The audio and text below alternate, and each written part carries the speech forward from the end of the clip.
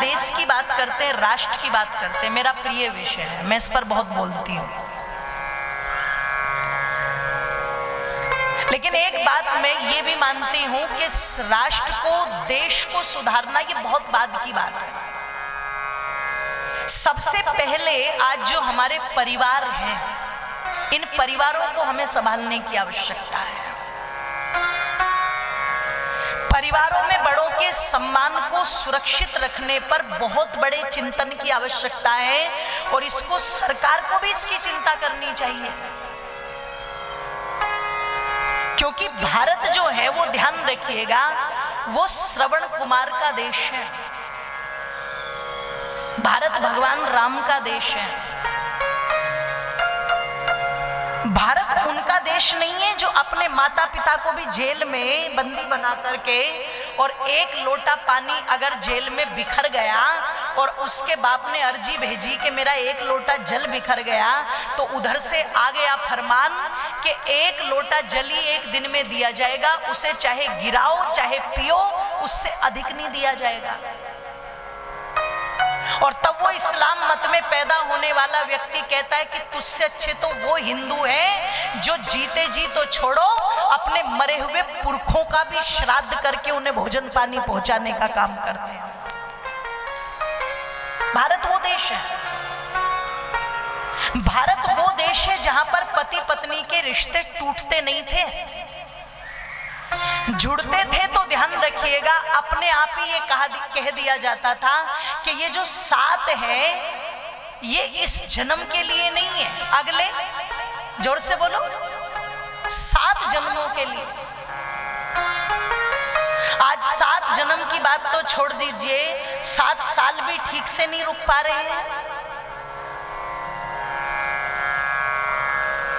हर प्रांत में घटनाएं घट रही है।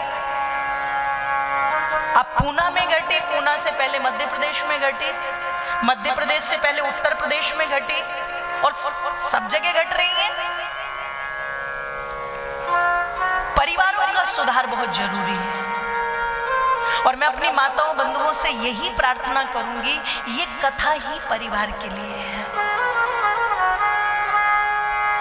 यदि हम वास्तव में चाहते हैं कि हमारे परिवार बहुत दृढ़ बने, यदि हम चाहते हैं कि हमारे घर परिवार बहुत मजबूत बने,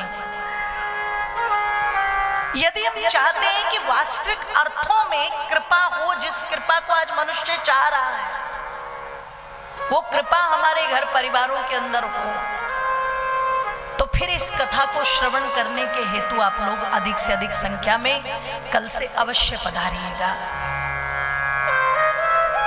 एक देश, एक राष्ट्र अपने आप अच्छा बन जाएगा जब हमारे परिवारों की स्थिति बेहतर होती चली जाएगी। हमारे परिवार जितने संस्कारी बनते चले जाएंगे, जितने धार्मिक बनते चले जाएंगे, जितने दृढ़ बनते चले जाएंगे, हमारा समाज, हमारा राष्ट्र उतना ही सबल होता चला जाएगा।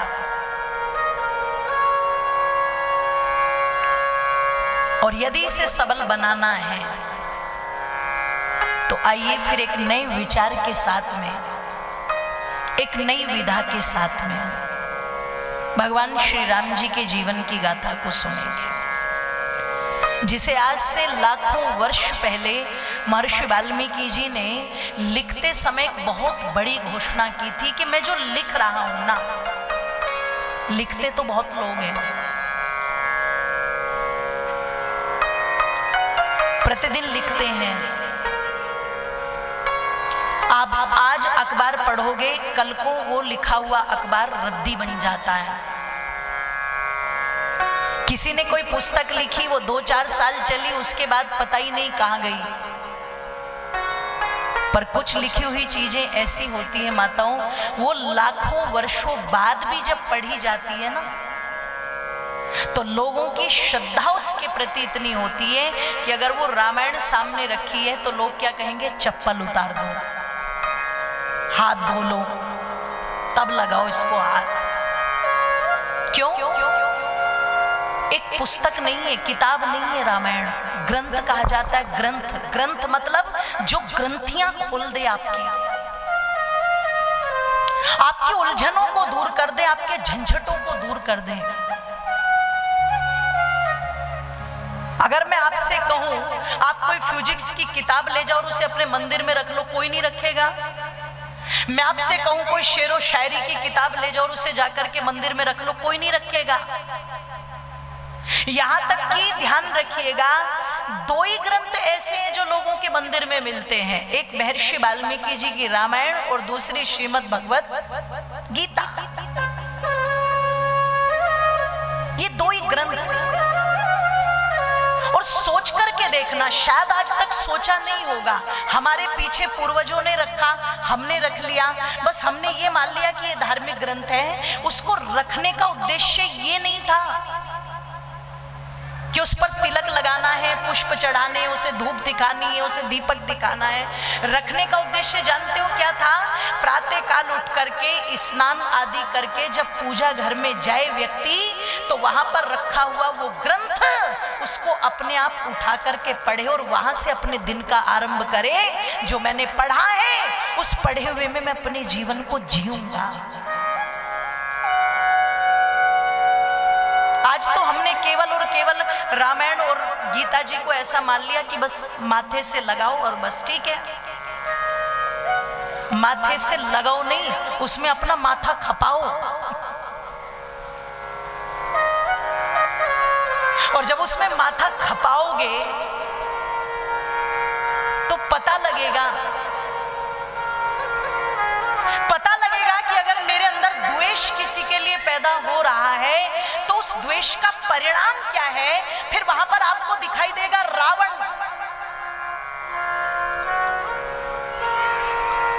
आपको पता लगेगा कि यदि मेरे अंदर दया का भाव पैदा हो रहा है, प्रेम का भाव पैदा हो रहा है, तो उसका परिणाम क्या है। वहां पर आपको दिखाई देंगे भरत जी।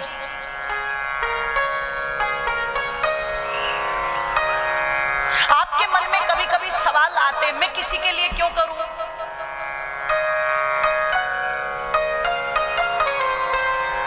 मेरे लिए कोई नहीं सोचता, मेरे लिए कोई नहीं करता, मेरे लिए किसने क्या कर दिया। ये बहुत शिकायत रहती है हमारी, हम किसी के लिए क्यों करें। अगर कोई हमारे लिए करेगा तो हम उसके लिए करेंगे।